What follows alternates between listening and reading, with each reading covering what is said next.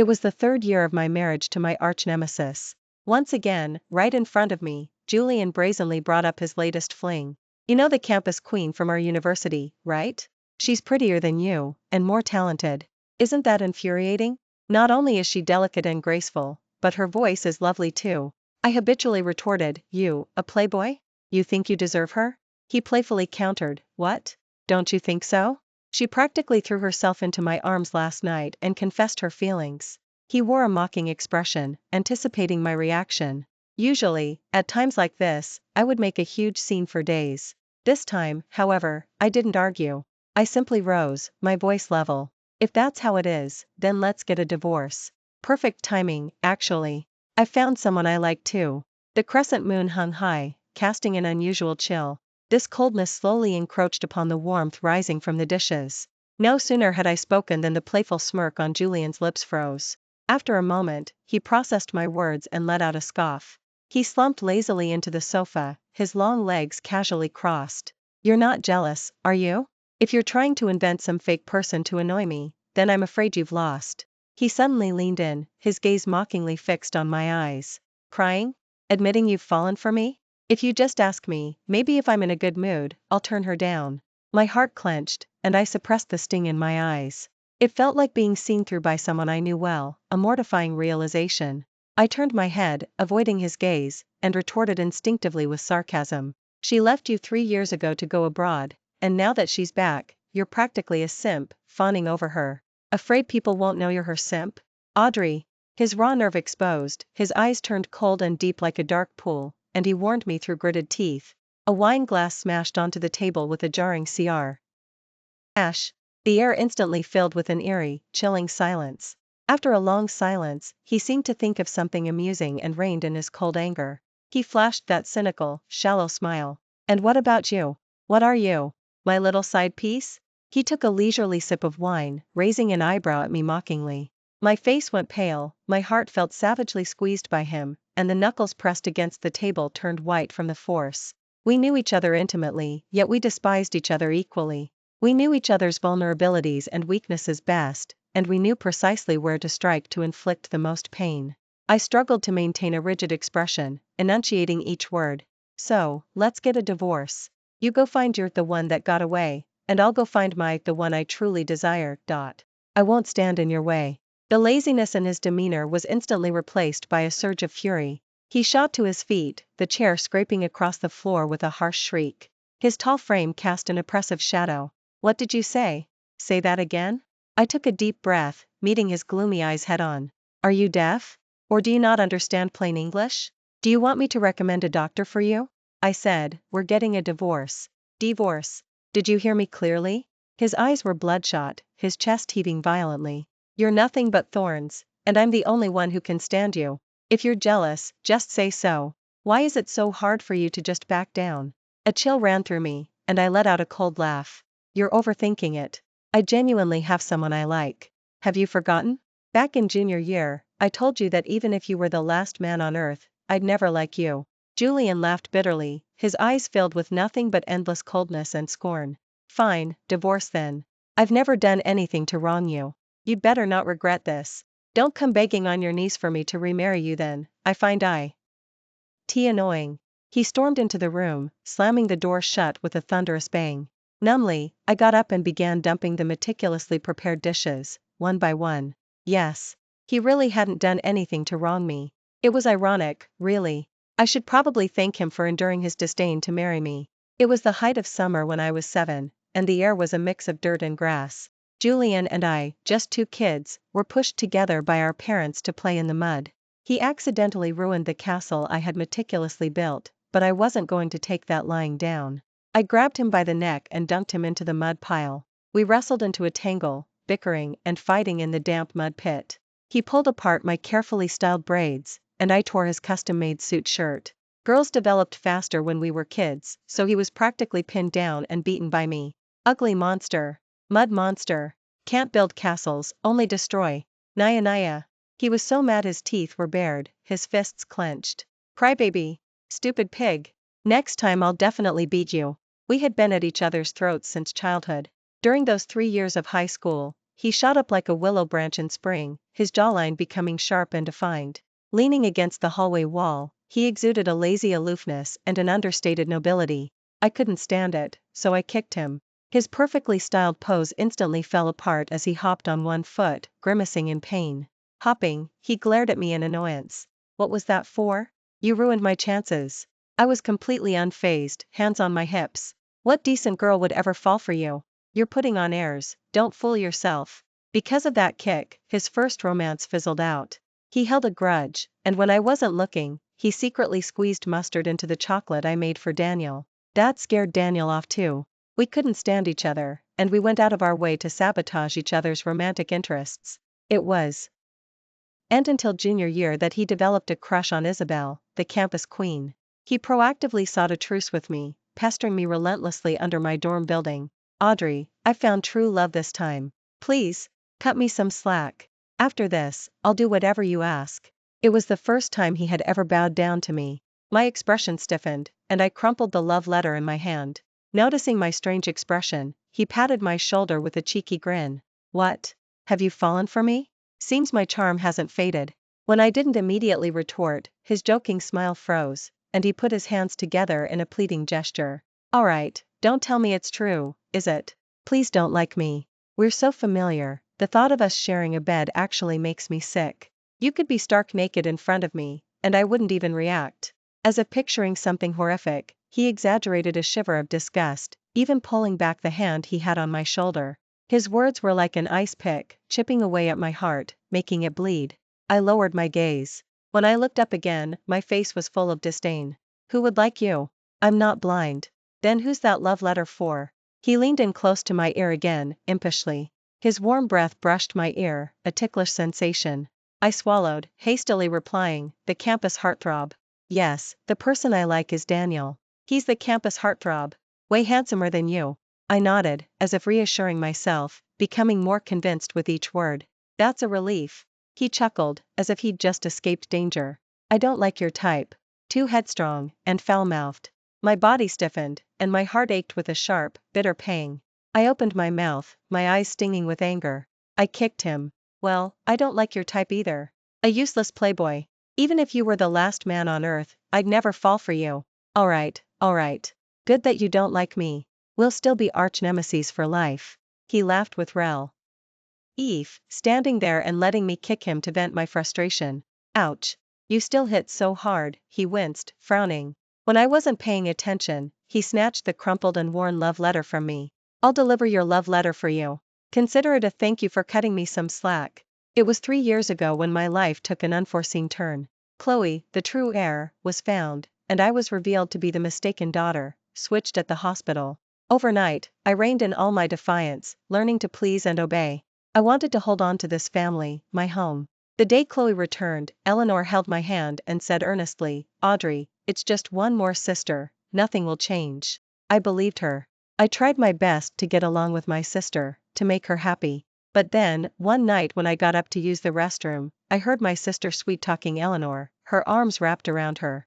Mom, big sister has enjoyed so many years of fortune, it's time for her to contribute to the family. Why don't we find a wealthy playboy for big sister to marry?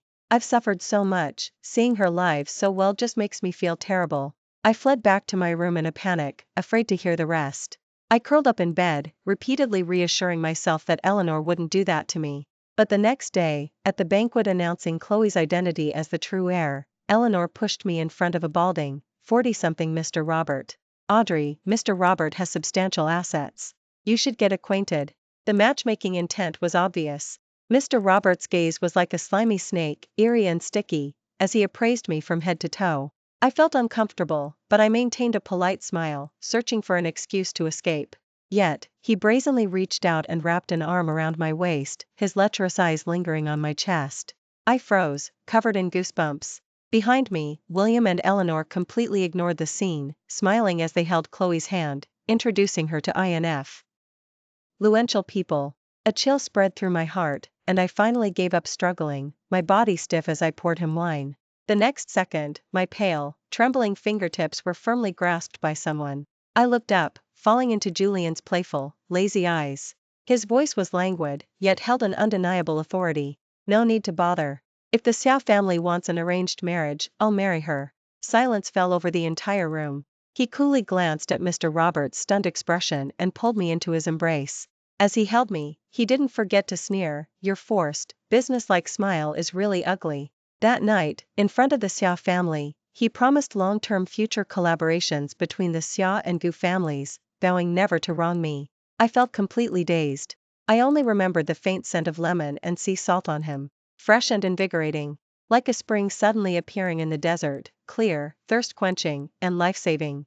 After the banquet, under the pale yellow streetlights, he held a glowing cigarette between his fingers. He hung his head, his eyes dark and unreadable. I couldn't help but ask, "If you marry me, what about your true love?" He looked up, smiling carelessly. "She left me and went abroad. Marrying you, fighting until the end of time, doesn't sound bad either." My heart skipped a beat, and within the surprise, an unspeakable bitterness quietly took root. We got married. But I knew he was settling, and also saving me. I voluntarily suggested we sleep in separate rooms and never interfered with his private life. He, in turn, gave me all the respect and dignity due to Julian's wife, taking me to various social events.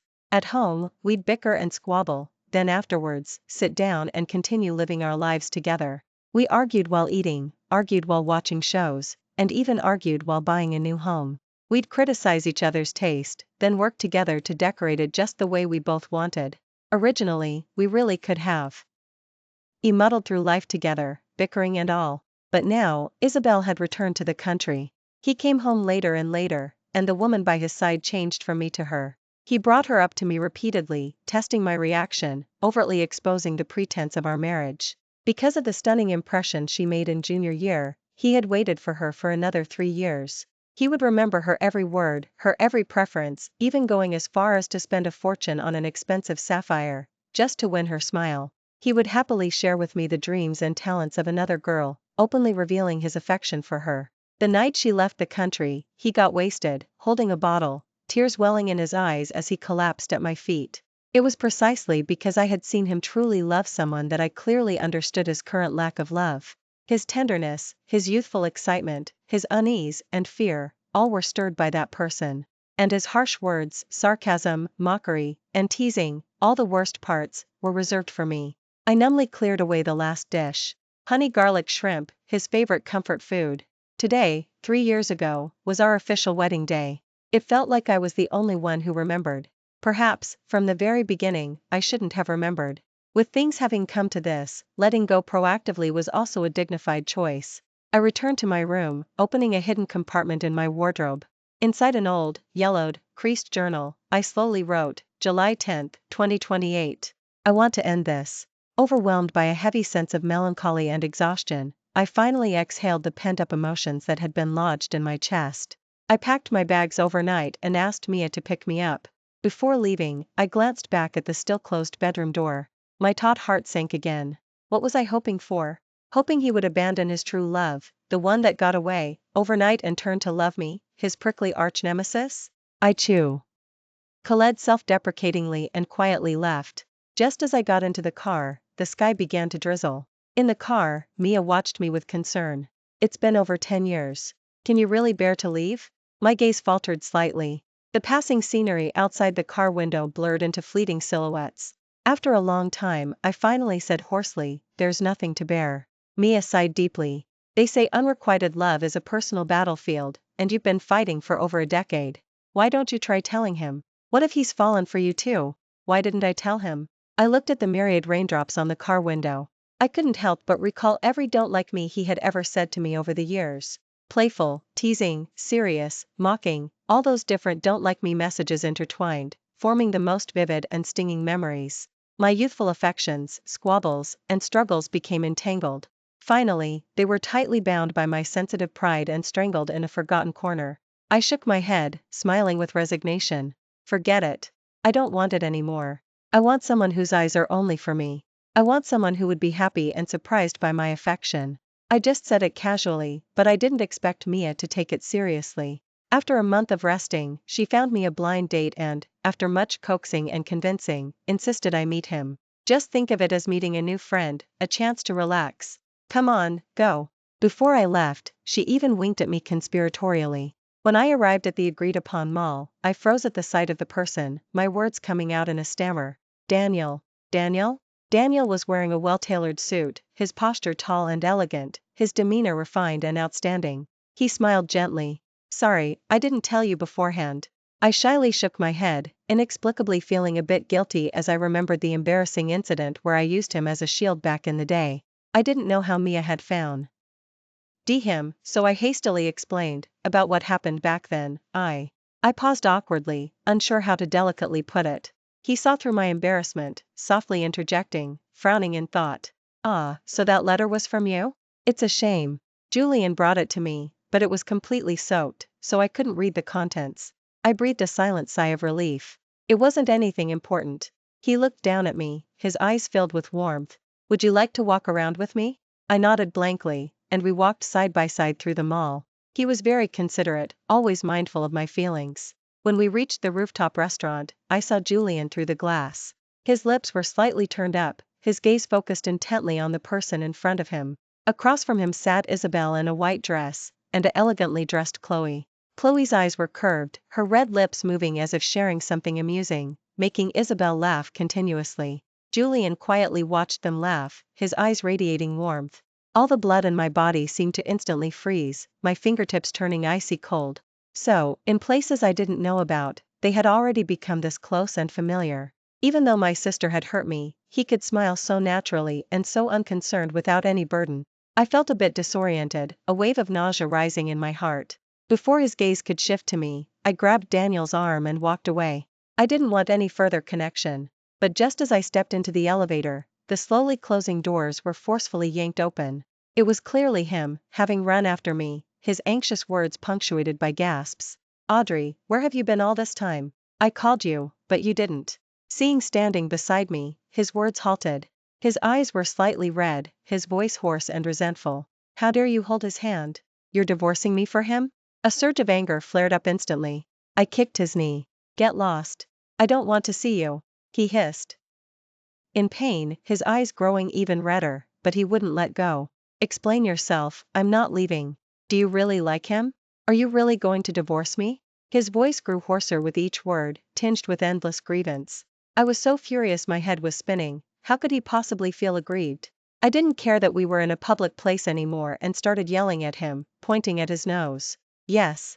I do like him. He's handsomer than you, and gentler. Isn't that infuriating? Seeing his face turn pale, I felt even more exhilarated and cursed with renewed vigor. You're Isabel's simp, what right do you have to accuse me of liking someone else? You've received the divorce papers, haven't you? Stop dragging your feet and sign them so we can finalize this. If you don't sign, are you going to rush to be my simp? Sorry, I don't need a dog. The more I cursed, the more worked up I got. And you know better than anyone how Chloe treated me. Yet you're still so close to her. Pushing me towards Mr. Robert, telling William and Eleanor I was jealous and sabotaged her, framing me for obstructing her return to the Xia family, and even publicly dousing me with wine. Do I need to repeat all these things, one by one, for you to hear? The pain of being forced to reopen old wounds made my eyes red with anger. 3 years ago, after marrying Julian, I thought William and Eleanor would no longer be displeased with me, but I never expected Chloe's malice towards me to be so great. No matter how clumsy the schemes, William and Eleanor would unequivocally side with her, demanding I apologize, demanding I back down. As it happened more often, I gave up hope and struggle. For 3 years of marriage, only Julian had stood by me. No matter how much we outwardly bickered, he believed and understood me. He understood my grievances, but because Chloe and Isabel were friends, he chose to sit with Chloe, gently listening to her jokes. Even though I knew him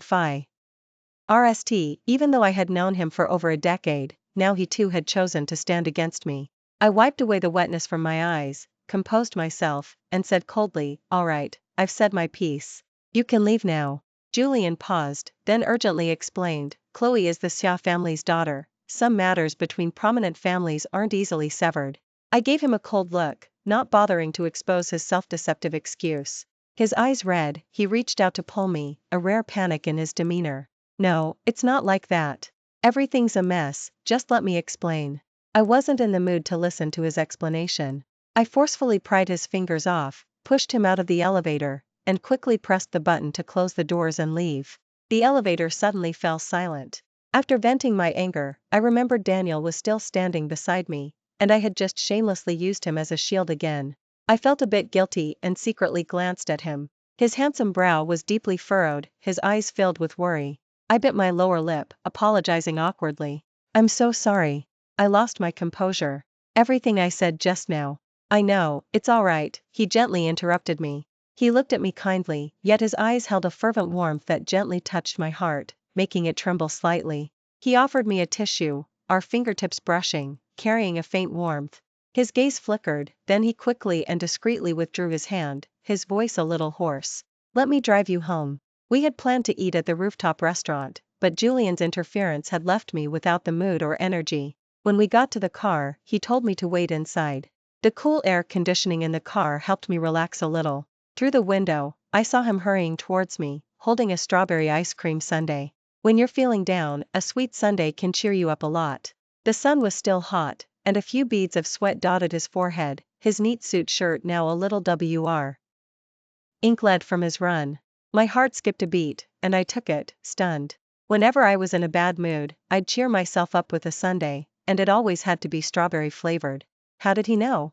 I thanked him, guessing Mia must have sold me out. Regardless, I enjoyed it immensely, and my mood lifted considerably. When we arrived home, his hands tightened slightly on the steering wheel, and he took an almost imperceptible deep breath, his gentle, low voice carrying a faint, undeniable tremor. "Audrey, I know this might be sudden, but I don't want to miss this chance to finally have a date with you." I paused, my hand on the car door, and my heart clenched. He paused briefly, then said slowly and earnestly, "I've started my own business now, and I've built up some assets. I'm capable of protecting the people and things I consider important. I'm not an impulsive person. My feelings for you are very serious, and very certain. I won't say many flowery words, but I can promise you, if I can stand by your side, my gaze will always follow only you, and my time and energy will always be devoted to you." A faint blush spread across his face. "I'm saying all this simply to ask for an opportunity, a chance for you to consider me as an option, and that's enough." When I got home, I was completely stunned. Mia, however, gossiped, leaning in close and winking at me. "So, how was it?" I said with difficulty. He confessed his feelings for me." "Oh, wow. That guy's all right. His 4 years of waiting weren't in vain." Mia munched on chips, chuckling happily. I was utterly bewildered, asking in shock, "What? What 4 years?" Mia paused, even more shocked than me. "What? He didn't tell you?" She stopped eating her chips, rushed over to me, and began rambling about past events. Through her words, I gradually pieced together the new truth of the matter. Perhaps out of self-preservation, I hadn't written Julian's name on that love letter, nor had I signed it. I just wanted to gauge his reaction to me, so that if he rejected me, I'd have room for maneuver, able to claim someone else wrote it. But in reality, that love letter had been delivered by Julian, intact, directly to Daniel, explicitly stating it was from me. Daniel had gone to Riverwood at the time specified in the letter, waiting for me all night. That period coincided with Chloe being found and brought home. Various issues overwhelmed me, and I was busy trying to please my sister at home, busy putting on a fake smile at banquets. I had taken a long leave from my advisor and had completely forgotten about the love letter. Anyway, he seemed to have noticed you a long time ago, but he was probably insecure. Back then, you were a highly sought-after prominent socialite, so he probably could only secretly like you. When he received your love letter, he was ecstatic, you can imagine. He waited all night with no result, and when he finally inquired, he found out you weren't even at school. I never thought that guy was so deeply in love with you. When he heard you broke up with Julian, he kept begging me to connect you two, to give him a chance. I was somewhat lost in thought, saying faintly, but he didn't tell me any of this. Then what did he say just now?" I paused. "He just said he wanted me to give him a chance." Mia clicked her tongue in amazement, then sighed in a mock mature way. "It's rare to see such a devoted man. Do you want him? If not, I might just make a move." I playfully nudged her shoulder, not responding. My heart felt tangled by thousands of threads, densely woven, a strange mix of wistfulness and bitterness. Julian, somehow having found out I was staying at Mia's, had been staking out the dorm building for days. On the 5th day, I couldn't stand it anymore and went downstairs to meet him. "How long are you going to keep this up? You're already interfering with Mia's commute, you know," I said with impatience. Julian, uncharacteristically, didn't argue back. His eyes were a little red, his gaze greedy yet cautious as it landed on me. I'm here to explain, Audrey. Let's not get a divorce, okay? I didn't reply, crossing my arms and coolly watching his performance. His apple bobbed, and his deep, hoarse voice was tinged with emotion. When I married you back then, I was serious. I genuinely thought living a lifetime with you wouldn't be bad. I never treated you as a side piece, everything I said that day was out of anger. Isabel just broke up with me abruptly back then, without explanation. How could I accept that? Now that she's back, I was determined to go ask her for a clear explanation. His eyes darkened, and he continued. I only just found out she had a serious illness and went abroad for treatment. She didn't want to burden me, so that day you saw me with Isabel, I was actually planning to officially reject her confession. But I didn't expect her to bring Chloe along, so I could only smile and play along.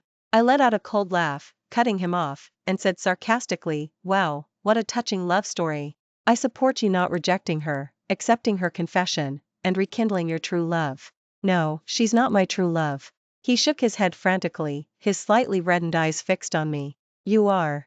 I was just unwilling to let go, and after hearing her confession, I didn't feel happy, only a sense of triumph. It was then I realized, belatedly, that I wasn't just marrying you to live a life together, I had truly fallen for you.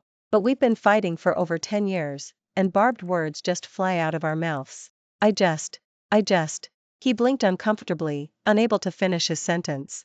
I looked at him coldly, suddenly incredibly glad I had decided to leave. If you can't say it, I'll finish it for you. He looked up in alarm, his eyes welling up. I spoke calmly, without emotion. You're just used to fighting me, used to showing me your worst side, used to unrestrainedly using harsh words on me. You're used to trying to get the upper hand in everything, even over who fell in love first. You always need me to be the one to back down. Isabel hurt you, yet you eagerly went to demand an explanation and humbled yourself for her. You say you've fallen for me, but when it comes to humbling yourself for me, you can't do it? I know I'm not exactly a saint either, I've said many harsh things to you. So, our confrontational personalities mean we're destined not to be together. He completely panicked. His usually playful, mocking eyes were now filled with pain. His voice was almost choked. I'm sorry, Audrey. Please give me another chance. Let's not get a divorce, okay? I'll pursue you properly, okay? We don't have to be like we were in the past, we can be together. I sighed, finding the Julian before me profoundly unfamiliar. I slowly spoke, asking him, you understand me? He nodded emphatically. I do. That's why separating like this would be such a waste. I shook my head, cutting him off. It seems you still don't understand me enough. When instigated William and Eleanor to push me out back then, I was very sad at first. But after it happened so many times, I just grew tired of it. I cut ties with 20 years of family affection without a second thought. Our pretend marriage was only 3 years. If you truly understood me, you wouldn't still be begging me now. Sign the divorce papers. Let's not make a bigger scene. With that, I didn't look at him again, turning and heading upstairs. I didn't know how late he stayed waiting downstairs that night, only that when Mia came home from overtime at midnight, he was still standing there stubbornly, his eyes red. Let him stand. I had made myself perfectly clear. The next few days, the downstairs finally quieted. This day, I received an invitation from Riverwood University to attend my alma mater's centennial celebration. Daniel specifically called, tentatively inviting me to attend with him. I didn't refuse. My alma mater's centennial celebration was a grand affair, even featuring the oil painting I had won an award for back in the day to add prestige. Daniel and I walked side by side, slowly passing through the art gallery showcasing works from past alumni. We finally stopped in front of my oil painting, a simple landscape, trees, flowers, a lake, and scattered white clouds. It had a very humble name, Riverwood. In the bottom right corner of the half-human height canvas, there was a touch of white. I pointed to it, teasing. When I painted this in my sophomore year, this fellow alumnus appeared by the lake every day as if on cue. He always wore the same white shirt, so I figured I might as well paint him in. Looking at it now, it turned out pretty well. Daniel nodded, his eyes filled with a smile that even held a hint of relief. I paused, Mia's words flashing through my mind, and the question in my heart escaped my lips. Is that you in the painting? Daniel froze, then, under my astonished gaze, he nodded.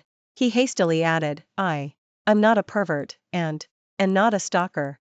Seeing his flustered attempts to explain, I burst out laughing. I laughed so hard my body went weak, leaning against him. He, both helpless and indulging, steadied me. When I'd had my fill of laughter, I straightened up, blinking playfully. I never said you were a pervert. You're so quick to explain yourself. Did you do something else illicit? I already know about your secret crush on me, you know. A look of embarrassment spread across his face, his ears quickly turned red, and he stammered, unable to speak for a long time. My heart sank. No way? Quick, confess and be leniently dealt with, resist and be severely punished. I only knew you were in the art department, so I used to study on the bench outside the art studio often, just to see you. Thinking of the university art exhibition, I couldn't help but ask him, then, when I was preparing and setting up the art exhibition back then, was it also you who secretly brought me food every day? He paused, then nodded in affirmation. Back then, it was one thing after another with the art exhibition, and I was busy off my feet. By the time I finished, the cafeteria would already be closed. But then, suddenly, one day, a warm meal started appearing at the exhibition hall entrance, with my name on it. At the time, Julian and I had just finished another argument, and I thought he was making a move on me, sending me dinner every night for a whole month. That evening, Daniel and I sat on the grass of the campus field, watching fireworks. The fireworks were dazzlingly beautiful, exploding in brilliant bursts across the sky. Amidst the popping and blossoming of the fireworks, I asked him, "Why didn't you tell me about the love letter that day? By rights, it was my oversight that made you wait all night for nothing." His tender, gentle voice, which exploded along with the fireworks in my ears, replied, "It's fine, really. Actually, I was happy just being used as a shield. Truly. I didn't want the past to influence your judgment and choices. I just wanted you to assess me based on the present moment." I turned my head. In the flickering light of the fireworks, I heard myself say, "Thank you. Having a crush for so long must be really hard." He paused, then smiled faintly at me, understanding, though a hint of bitterness still surfaced in his eyes. I continued, "But I think, maybe we really can give us a try." His dim, deep eyes seemed to light up instantly, sparkling brighter than the fireworks. Daniel really is an excellent partner. He's emotionally stable, always smiling at me, attentive to my feelings, remembering my preferences, warming my heart gently like lukewarm water. After our date that day, he drove me home. As soon as I got out of the car, I was met by an unwelcome visitor. Julian's eyes were shadowed with dark circles, his hair disheveled, and his shirt wrinkle-clad. This was completely unlike his usual dignified and carefree demeanor. It seemed he hadn't been doing well lately. Seeing me, he took a few steps closer and held out the journal in his hand. His voice was hoarse and choked with emotion. "You clearly loved me for over a decade, why didn't you tell me?" I glanced at the yellowed, old notebook. I must have left in a hurry, forgotten to take it or destroy it, and he had found it. If I hadn't found your journal, were you just going to keep it from me forever? His eyes were bloodshot, brimming with hurt. That journal was filled with my unspoken feelings and my longing for him over 10 years. I said flatly, "It's over now. There's nothing left to hide." He still wouldn't give up. "Those more than 10 years of feelings, are you really just throwing them away?"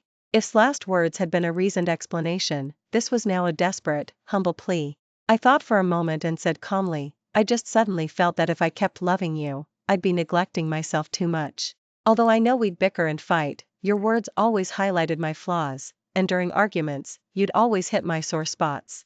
Over time, I genuinely started to believe I wasn't good enough, that I was easily irritable, prone to anger, and full of thorns. After leaving you, I discovered that I could also be soft and gentle. I'm doing really well now, and I'm with him." I linked arms with Daniel, our fingers intertwined. "You should look forward to." I patted his shoulder, considering our history as fierce rivals. Julian walked away, utterly dejected, still clutching the journal. He was enveloped by a desolate despair. The next day, I received the divorce papers he'd sent. Julian, who had been entangled in my life for over a decade, officially exited my world.